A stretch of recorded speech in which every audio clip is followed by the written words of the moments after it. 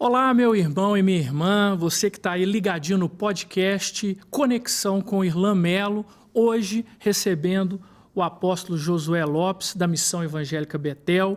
Eu gostaria de te convidar a participar conosco aqui nesse tema tão importante para o nosso dia a dia e também nos acompanhar nas redes sociais. Eu gostaria que você pudesse acessar o seu Instagram, @irlan.melo, para que a gente possa bater um papo também ali no Instagram.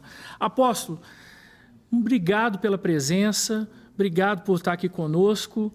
E para começar, eu queria que o senhor contasse um pouquinho da sua história. Eu sei que o senhor tem uma história, principalmente uma história missionária muito grande, e também não só na área da teologia, mas também na área da psicanálise. Como é que foi esse seu encontro com Jesus? Muito bem, pastor Irlan, muito obrigado pelo convite para estar aqui. Eu cumprimento neste momento todos aqueles que estão assistindo este programa. Cumprimento os bispos da Missão Evangélica Betel, os pastores, a membresia da Missão Evangélica Betel. Muito bem. Estamos conversando antes de começar o programa e eu dizia para o nosso irmão e amigo que nos assistiu que comecei o ministério muito cedo. Fui consagrado ao ministério com 19 anos de idade. Dia 12 de dezembro, completou 47 anos que eu estou pastoreando. Uau! 47 anos.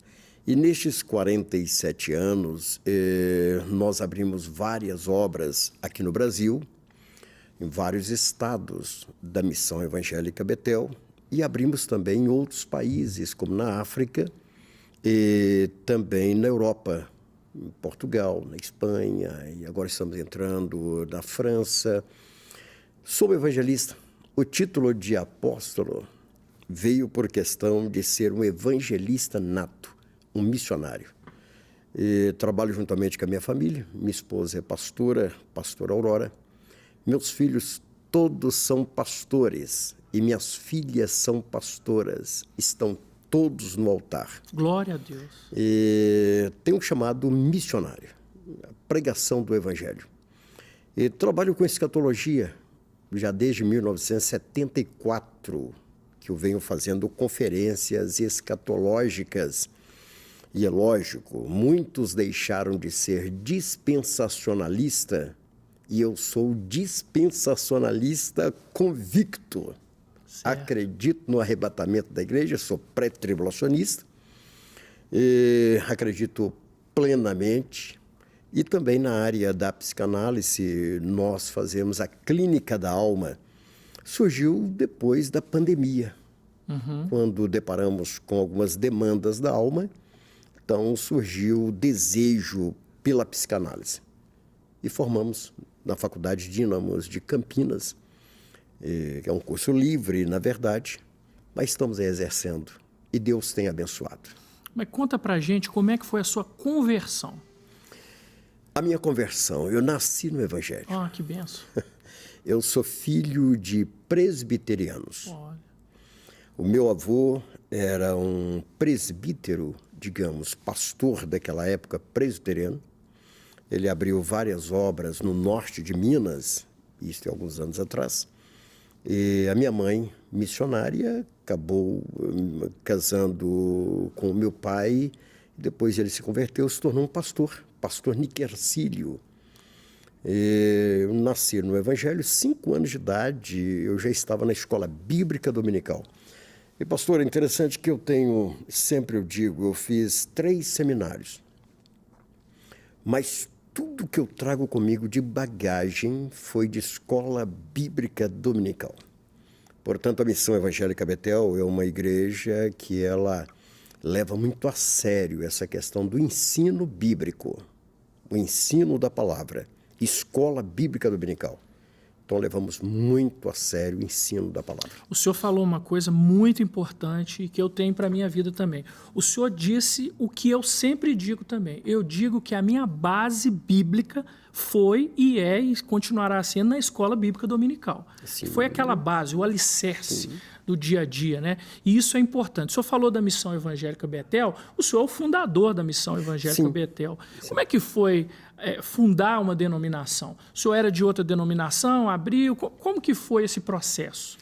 Interessante, pastor, que eu já fui pastor de uma denominação muito conhecida e tenho muitos amigos nesta denominação. Portanto, o presidente dessa denominação, ele é meu amigo, Quadrangular. Né? Eu tenho um carinho muito grande pela Igreja do Evangelho Quadrangular. Mas em 1989, o Senhor nos chamou para abrir a Missão Evangélica Betel. E nessa época nós já éramos interdenominacionais, digamos assim. Eu já pregava a questão da igreja e falava a respeito de sermos interdenominacionais. E eu estava na Bahia, passando por Ilhéus, foi em 1989, quando eu passava por Ilhéus, orando a Deus numa praia, buscando de Deus uma resposta para o meu ministério, o que Deus queria para o meu ministério. E eu senti Deus falar comigo diretamente. E olha que eu não sou aquele homem de falar que Deus fala comigo toda hora, não. Mas isso aconteceu. Eu estava na praia, à noite, 10 horas da noite, e Deus disse assim, eu ouvi a voz, volta para o bairro Amazônia, em Contagem, e eu vou começar ali um ministério que vai dar a volta ao mundo. Eu deixei tudo que eu estava fazendo em Ilhéus naquele mesmo dia e fui para Contagem, cidade de Contagem. Deus nos provou se era isto mesmo que nós queríamos. Tive que começar do zero. Quando eu digo do zero, era apenas eu, minha esposa, 2 filhos, e sem ter até mesmo onde morar, para ser bem franco. Começamos em 3 meses, a obra já estava com 180 pessoas. Porque nesse momento o senhor desvinculou do outro ministério e começou do zero. Pedi a bênção e começamos do zero. Entendi. Começamos do zero. E por que o nome? Como é que surgiu o nome? Missão Evangélica Betel. Bom, algumas pessoas me perguntaram por que não colocar Igreja Missão Evangélica Betel. Eu sei que talvez muitos vão dizer assim, mas nós temos liberdade para isto. Mas eu já defendia a tese de que o fundador da igreja, ele fundou a igreja há 2000 anos atrás. Ele é o fundador da igreja. E ele disse, sobre esta rocha edificarei a minha igreja. Então, eu não tenho nenhum direito, já sentia isto, de fundar a igreja, porque já havia igreja, ou então colocar sobrenome naquilo que não é meu. Desde que o Senhor Jesus, ele fundou a igreja, e o nome da igreja é Igreja. Esse é meu entendimento. Me desculpa quem pensa o contrário, mas quando eu coloco sobrenome naquilo que não é meu, eu estou cometendo um erro e trazendo divisão. Porque aí nós já perguntamos de que igreja você é, sendo que existe apenas uma igreja, a igreja do Senhor. Então sentimos na liberdade de fundar um ministério, porque igreja não. Portanto, os locais de reunião, eu já pronunciei, nós não chamamos de igreja, nós chamamos de os locais de reunião, onde parte da igreja de Cristo congrega. Esse é o nosso entendimento. Finalizando apenas essa parte, pastor, bom, isso aí da minha parte, eu já defendia realmente essa tese de que o fundador da igreja é o Senhor Jesus e o nome da igreja é igreja. Pronto. Restantes são sobrenome. Entendi. E a Missão Evangélica Betel, hoje, ela alargou das fronteiras de Contagem, do estado de Minas Gerais e do país. Conta pra gente, hoje, qual é a extensão do seu ministério. Muito bem, pastor. Hoje nós estamos em vários municípios mineiros e também dentro do Pará, estado do Pará, na Bahia, e estamos em Alagoas, alguns estados, nós estamos em alguns municípios. Dentro de Minas Gerais, nós estamos em aproximadamente, eu acredito, assim, vamos lá, 28 municípios. Nós estamos em várias partes, né? E abrimos vários locais, colocamos ali os bispos dentro da região e os pastores locais, pastoras que cuidam. E em 2016, eu estava dentro de uma loja com a minha esposa, e nós homens somos um pouquinho impacientes, né? Verdade. E de repente meu celular tocou e uma voz assim, um português um pouquinho diferente, um pastor disse assim: o senhor que é o apóstolo José? Falei: sou eu mesmo. Ele disse: Deus tocou que nós uníssemos a nossa congregação com a Missão Evangélica Betel. E como eu sou muito animado, e vamos continuar assim, eu disse para ele: me manda uma foto. E ele mandou uma foto de um templozinho feito a barro, daqueles do interior, que é feito, chamado de estuque. Certo. E ele colocou até o nome da denominação lá, Missão Evangélica Betel, escrito a carvão, numa tábua. E eu falei assim: olha, me dê o endereço que eu vou aí. Onde você está? E ele disse: anota aí. E eu fui anotar. Ele colocou: Mafambice, Dondo, Moçambique, África. Eu achei que eu tinha entendido errado. Na primeira reunião, porque nós temos reuniões sempre aos primeiros sábados do mês, nós temos reunião de líderes. Nós começamos um trabalho, uma campanha, e eu entrei em 3 aviões, um carro, uma moto, e chegamos lá em Mafambice, um lugar esquecido pela humanidade, vamos colocar assim, pelas lideranças, né? E ali encontrei o bispo Daniel Afonso. Lá ele era o pastor Daniel. Consagramos ele a bispo.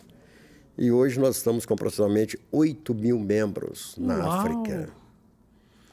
Aí Só lá em Moçambique, nesse local e outros locais também da África? Malawi e Zimbábue. Entramos mais em 2 países depois.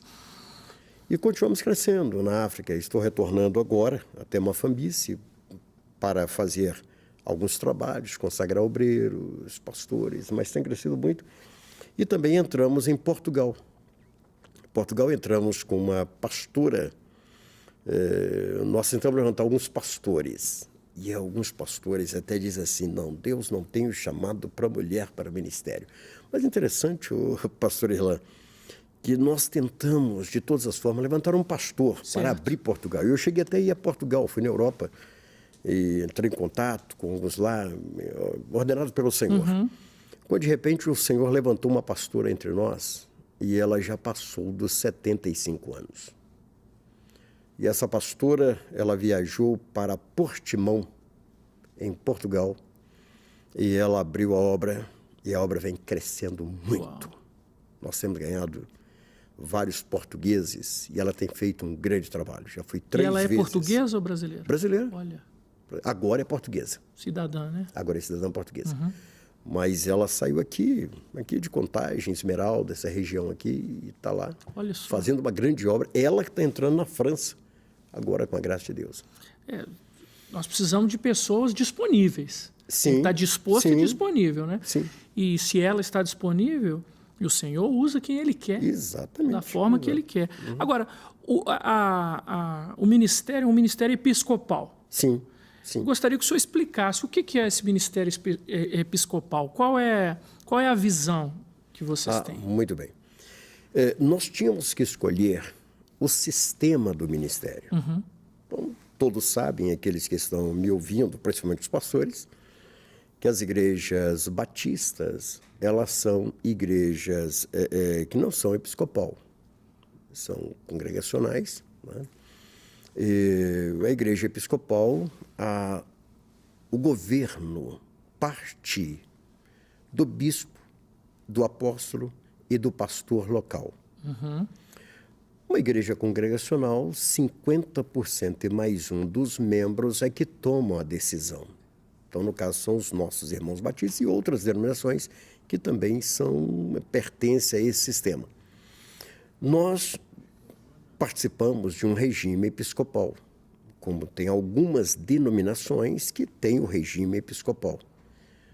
Então, comecei dentro da denominação, quando fundamos, como pastor. E nos primeiros meses, nós começamos a fazer pastores. E começamos a consagrar pastores. fundei um seminário por nome Instituto de Capacitação Teológica Betel. Então, fizemos os primeiros pastores e pastoras.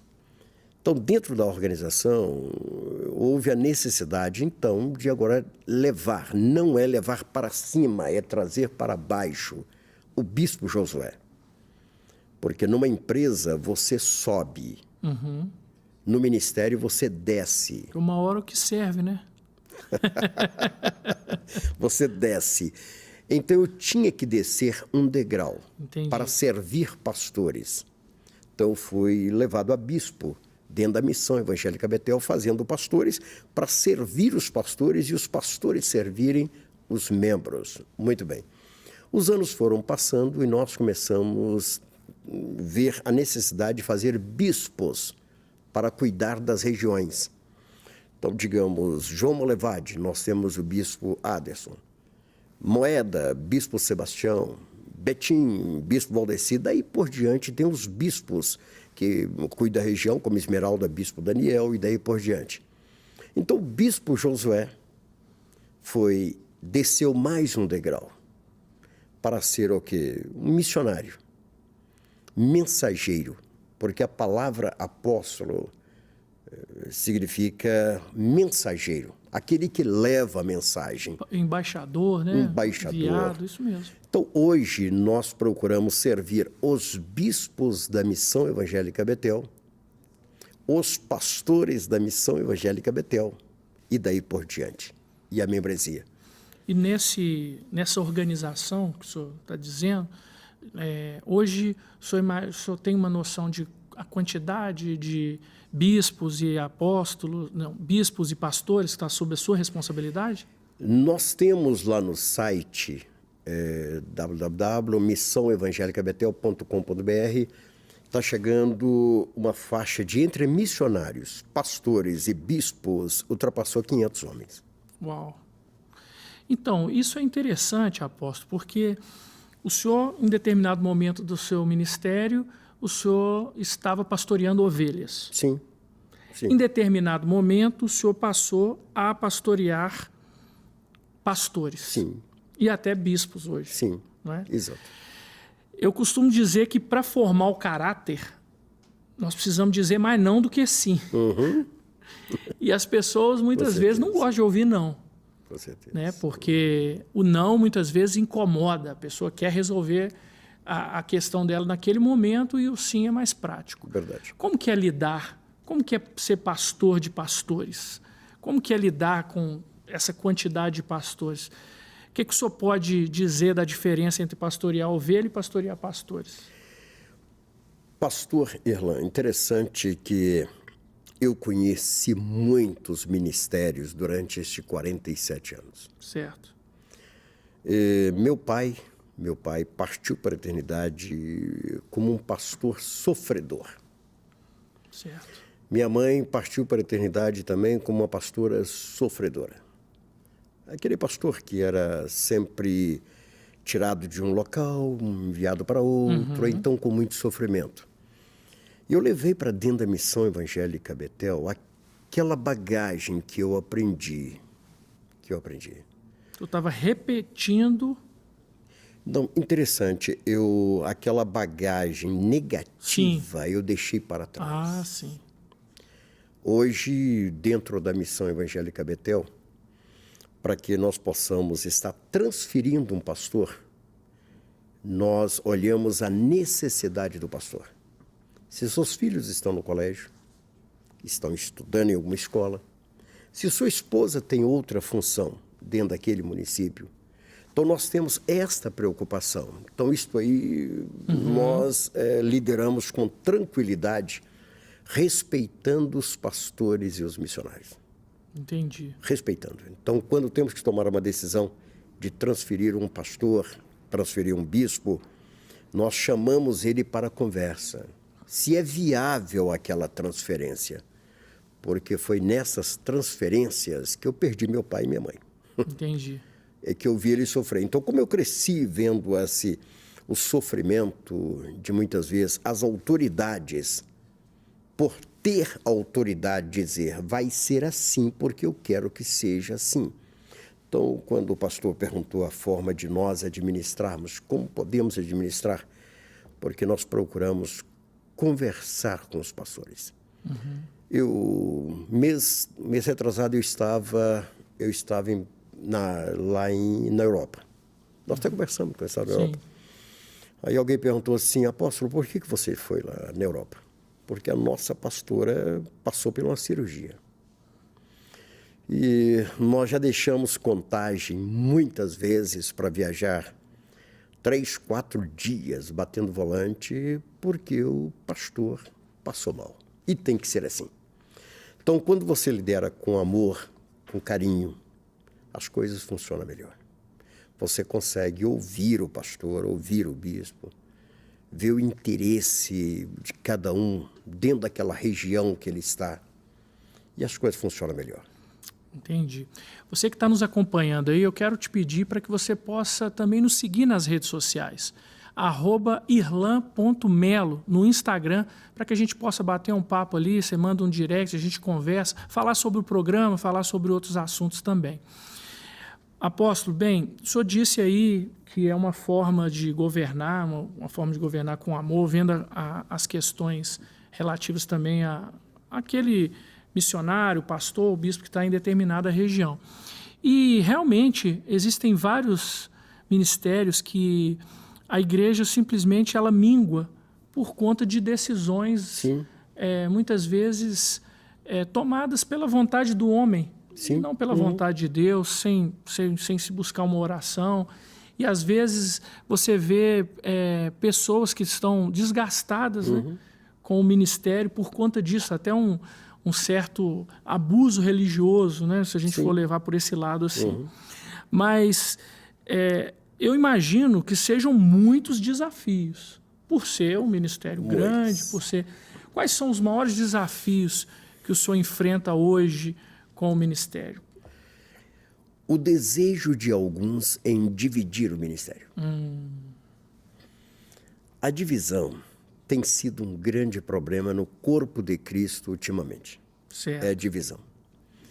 E quase todos que dividem, eles se arrependem depois. Lógico, porque reino dividido, o próprio Senhor falou, não subsiste. Então esse tem sido um grande desafio, você conseguir conciliar crescimento da organização, avanço no trabalho evangelístico, e satisfazer ainda aqueles que, por qualquer motivo, querem levantar uma outra bandeira. Então, esses são os desafios que nós temos. Já enfrentamos vários, e sabemos que continuamos enfrentando, mas isso não tem nos preocupado. Não tem nos preocupado. Porque eu creio o seguinte, a promessa de Deus, os planos de Deus, ninguém consegue frustrar os planos do Senhor, o plano de Deus. E tem algo na minha família que é muito importante. Eu defendo a tese de que, para que eu possa ensinar seu filho, eu tenho que ter ensinado o meu, primeiramente. E hoje, quando você pergunta a um filho de pastor se ele quer ser pastor, são pouquíssimos que expressam, eu quero ser pastor como meu pai é pastor. E eu tenho alegria de dizer que meus filhos todos são pastores. Minhas filhas são pastoras. O senhor tem quantos filhos? Eu tenho 5 filhos e tenho 9 netos. Graças a Deus. Que benção. E você pergunta a uma neta minha por nome Laura, então pergunta a Samuel, o que você quer ser? Ele com um sorriso fala, pastor. Apóstolo, tem um ditado que diz que neto é filho com açúcar. Sim. Isso é verdade ou não? Olha, é verdade, é verdade. E olha que eu estava conversando com o nosso amigo que eu estou me preparando psicologicamente já para ser bisavô. Uau. É mesmo? Eu tenho uma neta com 24 anos de idade, tenho um neto com 19 anos, empresário e daí por diante, né? E aí vem os netos aí com 10 anos, 15 anos e daí por diante. Você vê, né? Falou de netinho, o sorrisão já abriu. Lógico, lógico.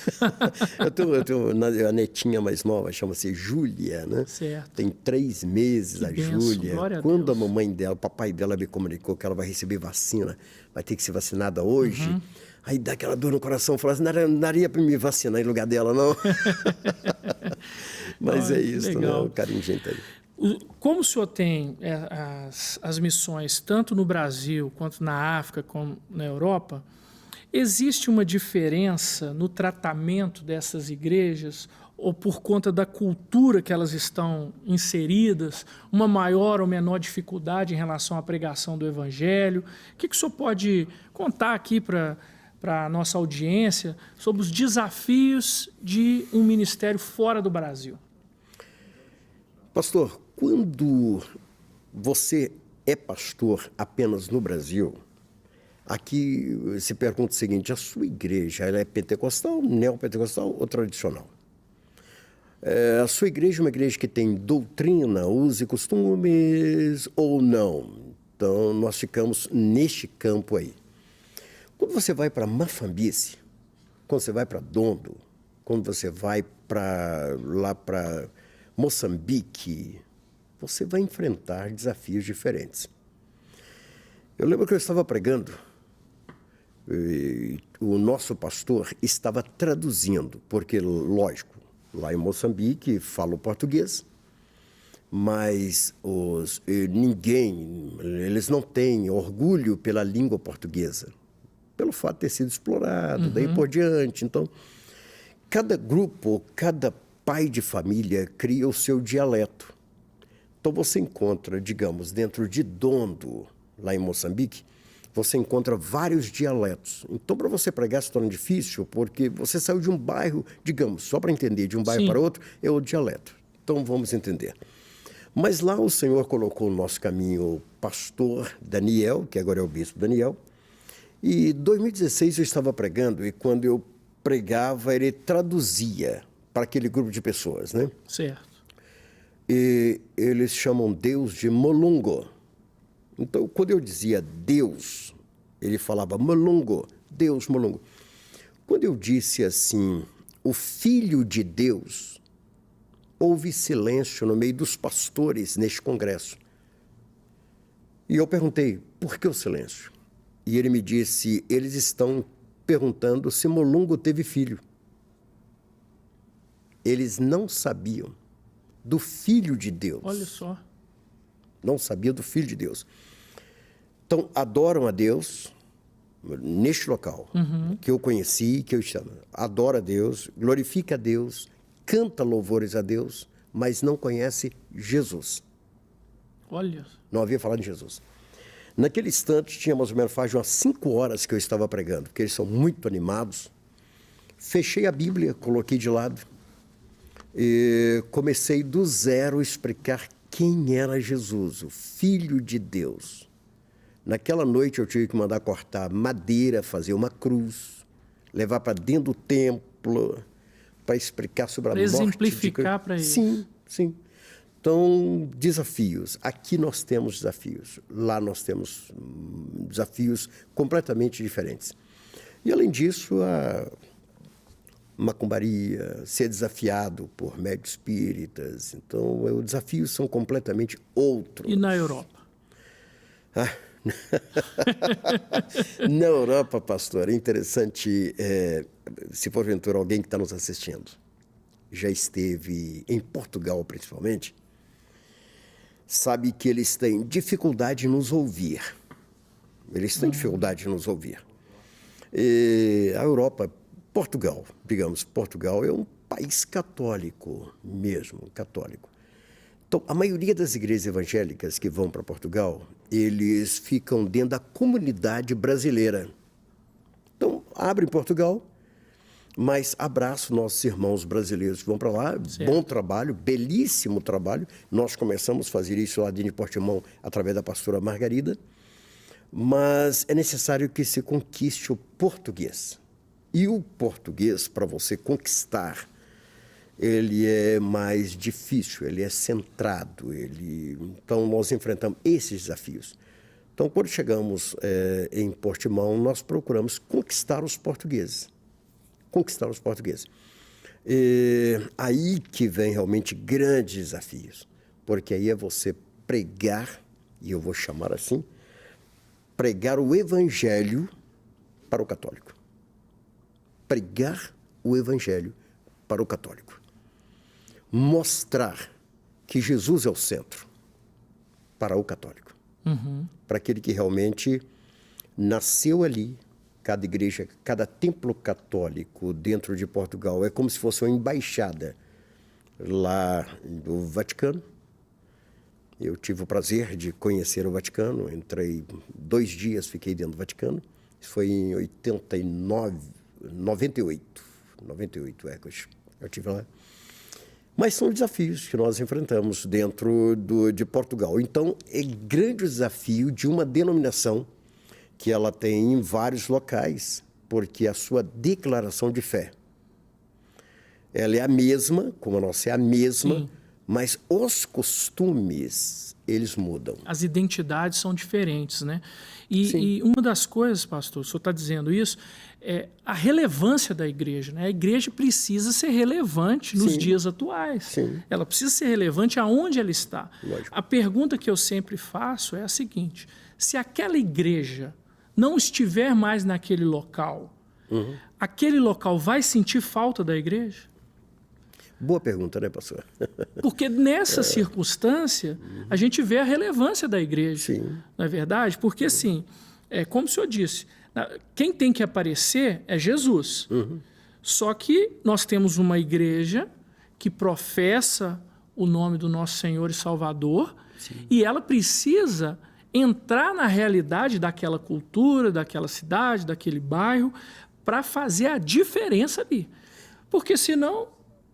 Interessante, você quer ver qual o grande desafio que nós enfrentamos ainda? Sim. Quando não havia rede social, não tinha os grupos de WhatsApp, então nossos irmãos que estavam na África. Sim. Nossos irmãos que estavam na Europa, estavam na Europa. O interessante é que nós temos os grupos dentro das denominações locais, das igrejas locais, vamos colocar assim para todos, né? Desde local de reunião, dentro do bairro, dentro da cidade.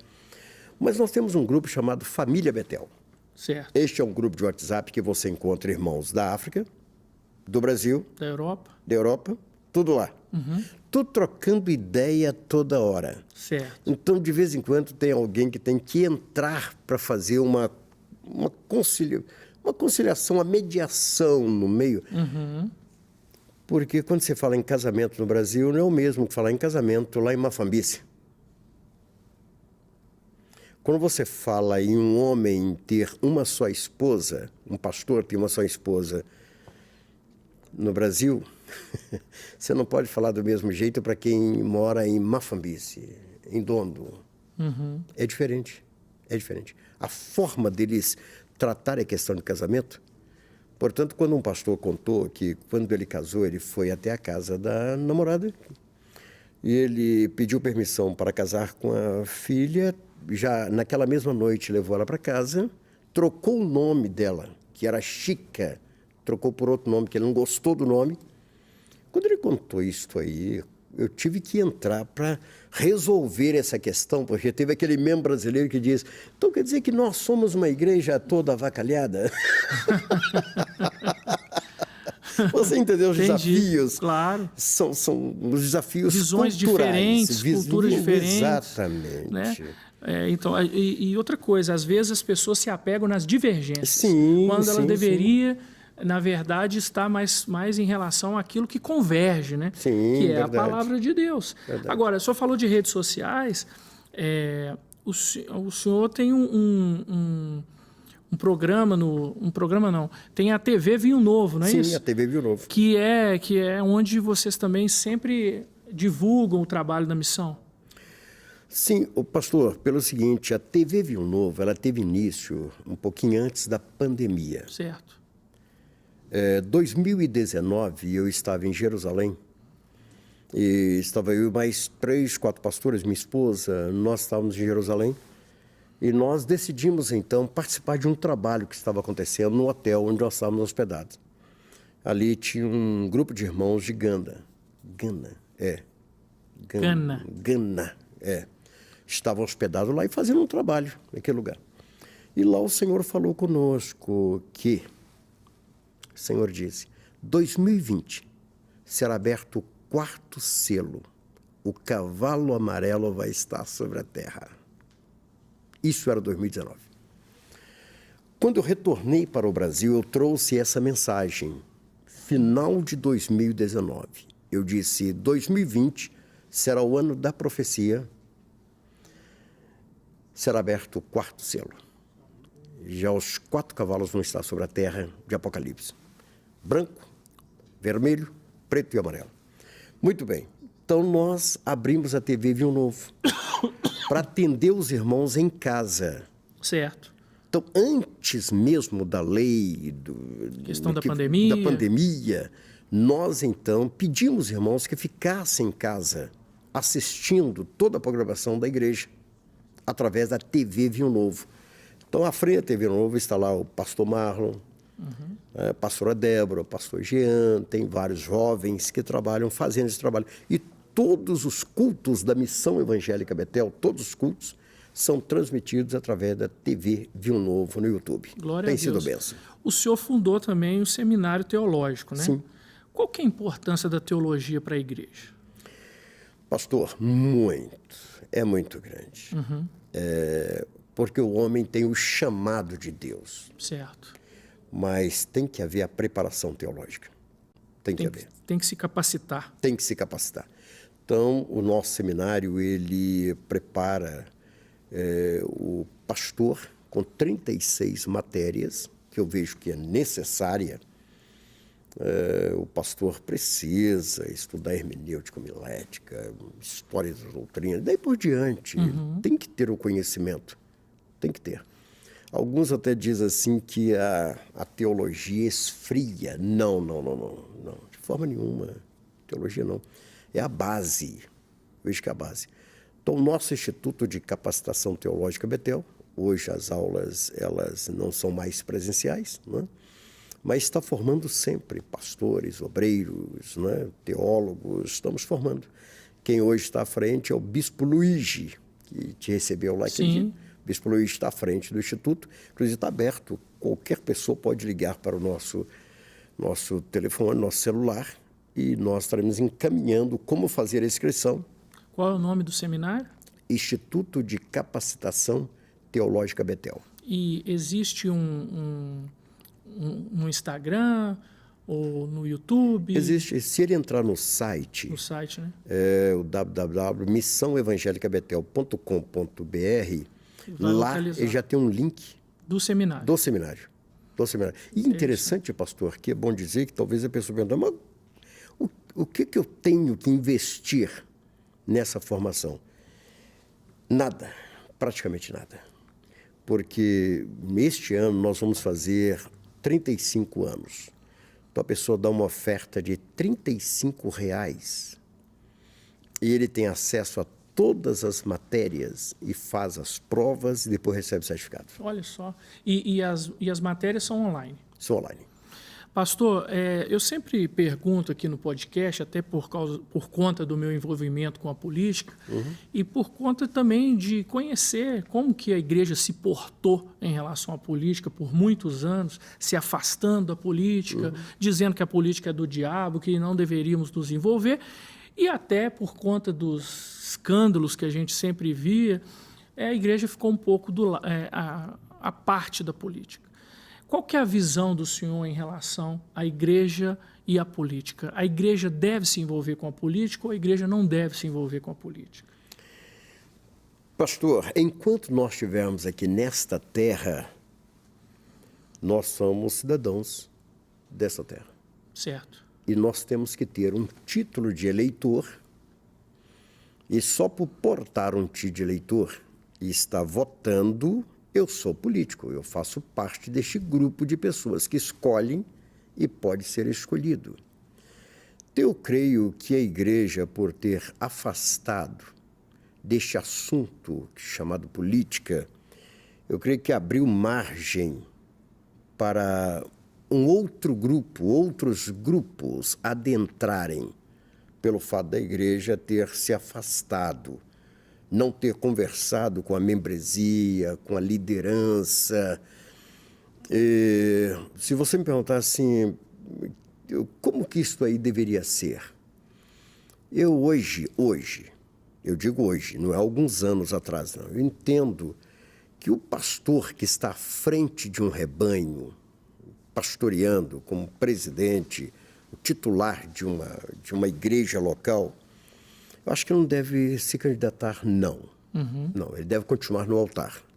Este sim.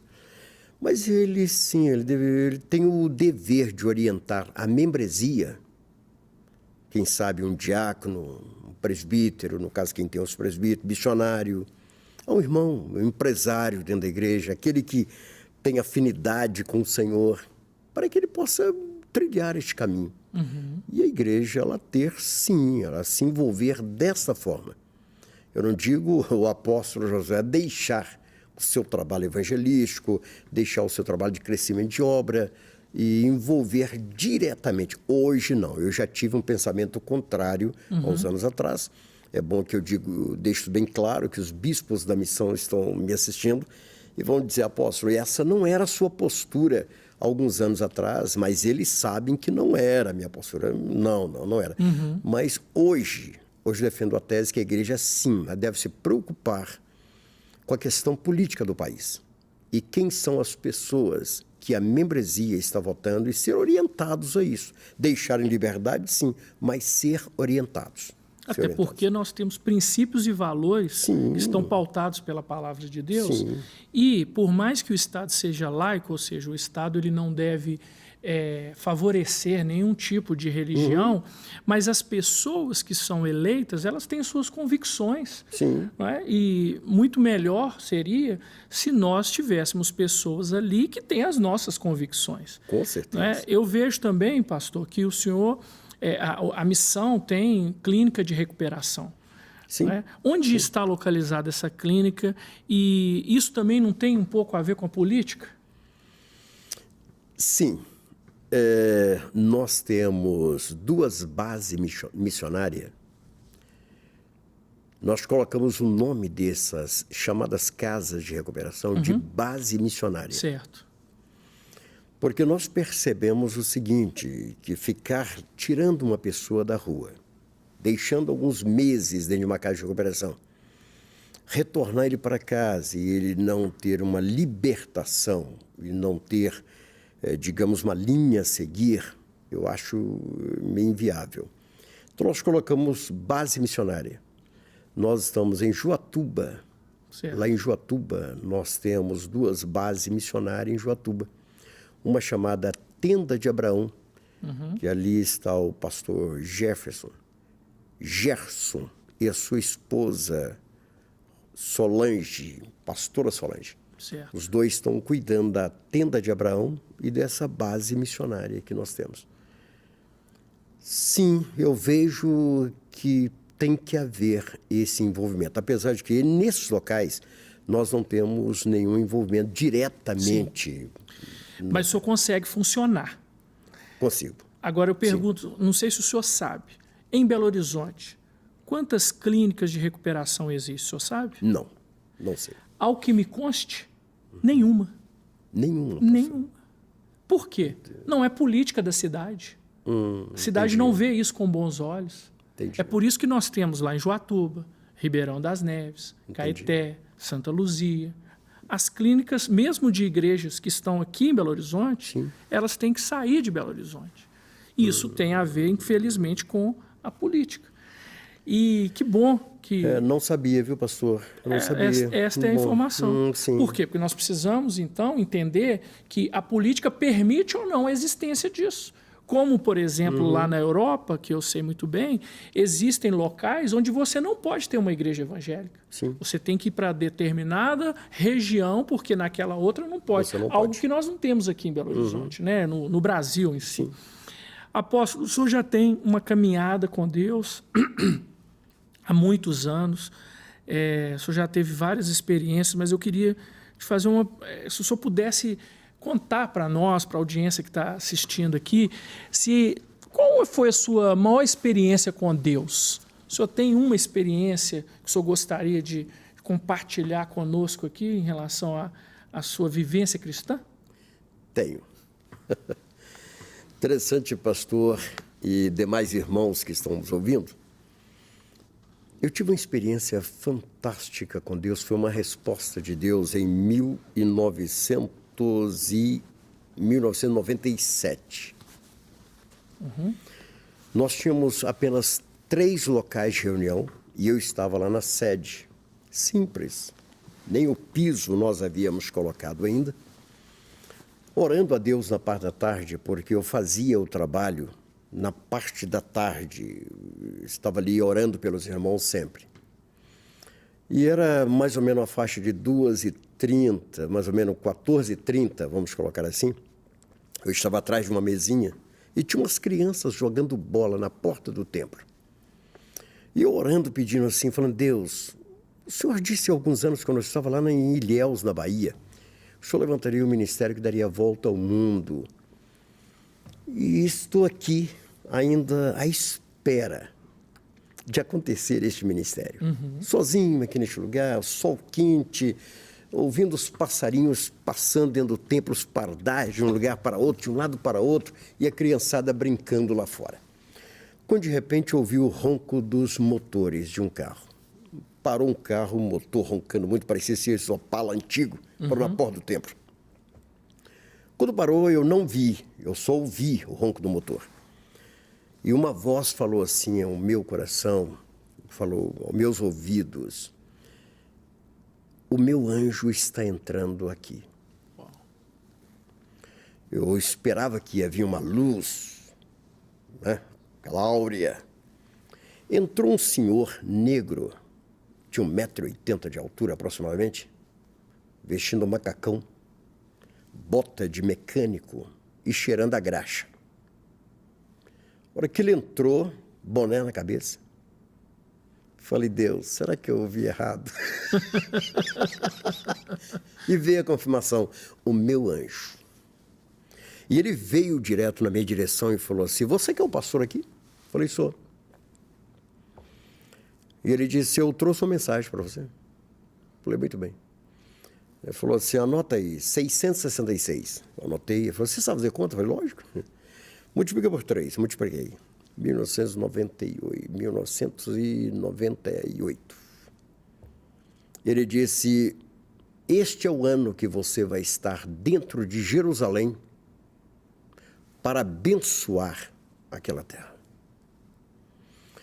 Eu levei um susto, porque mas eu ia a Israel, era um sonho. E ele, de repente, ele deixou uma oferta, na época, R$10 em cima da mesa, e virou as costas e saiu. Quando ele saiu, o motor roncou do carro e eu saí para ver qual carro que era. As crianças estavam jogando bola e eu falei, meninos, qual carro estava parado aqui? Os meninos disseram, você está ficando doido, pastor? Não tinha carro nenhum aqui, não. Não. Eu disse, meninos, este carro que estava aqui agora, 30 segundos aqui. O motor está roncando aí. O motor, os meninos disseram, só passou agora endoidou, enlouqueceu, pastor. E eu voltei em lágrimas para dentro, porque não tinha carro, havia parado o carro na porta do templo. Em 2 meses, Deus nos levantou então para ir dentro de Jerusalém. Israel estava completando 50 anos. E daí para cá, alavancou o ministério. Fui até lá por um milagre. Deus abriu portas de formas tremendas. E viajamos para a festa do jubileu em Israel. Uma vez que sou um escatólogo, gosto muito de escatologia, então sabia dessa importância dos 50 anos de Israel.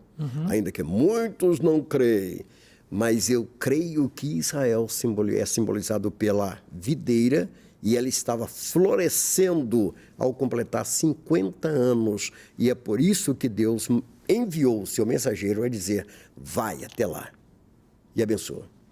Então, nós fomos, oramos dentro de Jerusalém, retornamos e a missão continuou crescendo, graças a Deus. Foi uma experiência, pastor, que eu tive tremenda com Deus. Alguém pode falar, mas o senhor não viu, não foi um anjo todo vestido de branco, voando? Não, foi bem diferente, né? Um mecânico. Pastor, nós temos um quadro aqui que se chama de Ovelha para Pastor. Sim. E o senhor vai ouvir agora a sua ovelha fazendo uma pergunta para o senhor. Muito bem. A paz do Senhor para vocês que estão aí nesse podcast, né? Ao meu líder, apóstolo Josué Lopes, ao pastor Elomelo aí, né? Iramelo. Que Deus abençoe vocês. Eu queria, neste momento, aproveitar a oportunidade aí do meu líder aí, dizer para ele que nós queremos, né, diante da revelação que Deus deu para ele, desse ano de 2024, né, o ano da santificação, que ele pudesse falar um pouquinho, né, para nós, Deus colocou no coração dele através dessa revelação, né, e dizer para ele que nós esperamos ele lá na cidade de Ibirité, né, junto conosco lá para estar ministrando um dia para nós. Um abraço para vocês, que Deus abençoe.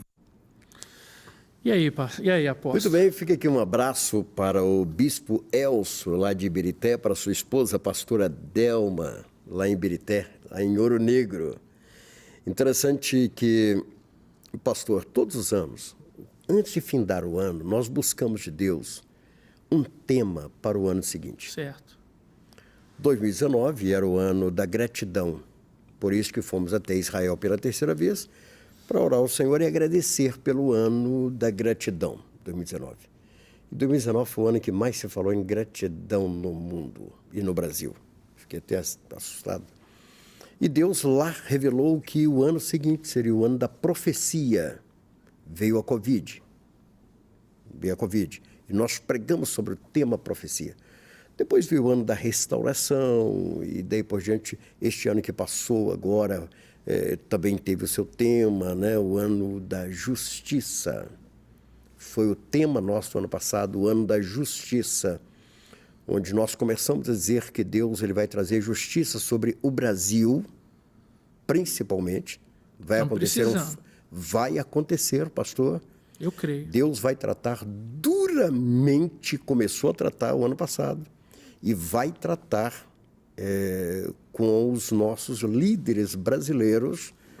Nós vamos ver grandes acontecimentos em cima da justiça de Deus, que com Deus não se brinca. Pois não, pastor. E no ano da justiça, Deus revelou que este ano de 2024 é o ano da santificação. Interessante que, voltando para o texto bíblico, quando Josué, ele diz: santificai-vos hoje, porque amanhã o Senhor fará maravilha no meio de vós. E nós começamos a trabalhar, bispo Elcio, em cima de uma questão muito importante. Santificação a partir da família. Da família. Josué ele disse assim: eu e a minha casa serviremos ao Senhor. E quando ele disse isto, foi em uma época em que Israel estava dividido, Josué já estava preparando para partir, não havia conquistado toda a terra que Deus havia prometido, líderes rebeldes, querendo servir outros deuses. Então, bispo Elcio, este ano, o ano da santificação, é o ano que eu tenho ensinado, pastor, que os bispos devem preparar os seus filhos, a sua esposa, a sua família, e entregá-los em santificação diante do Senhor.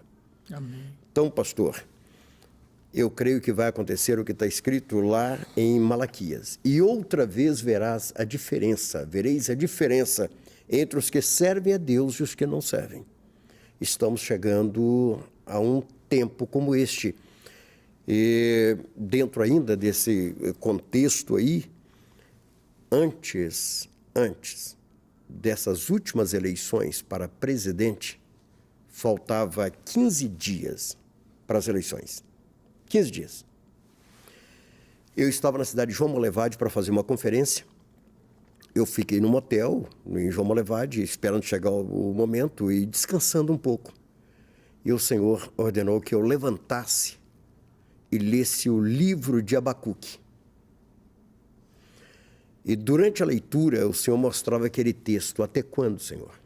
Até quando nós vamos ver a injustiça? Eu retornei para Contagem e nós então fizemos a festa do tabernáculo, que nós fazemos todo ano, no mês de outubro, a gente faz a festa do tabernáculo. E Deus mostrou que o livro de Abacuque estaria cumprindo-se mais uma vez. Mais uma vez. Deus permitiu que levantasse contra o seu povo naquela época, um povo que não conhecia de leis, não tinha respeito por príncipes, mas que ele iria, no final, tratar com este povo e que nós deveríamos ficar na torre de vigília. Amém. Portanto, o que eu estou esperando, pastor, é que neste ano chamado da santificação, que venha cumprir-se o livro e a profecia de Abacuque. Venha se cumprir. Amém. E eu creio que nós vamos ver isso. Eu também. E eu creio também nessa profecia e que o tempo passa muito rápido. Sim. E nós já chegamos no final. Quero agradecê-lo.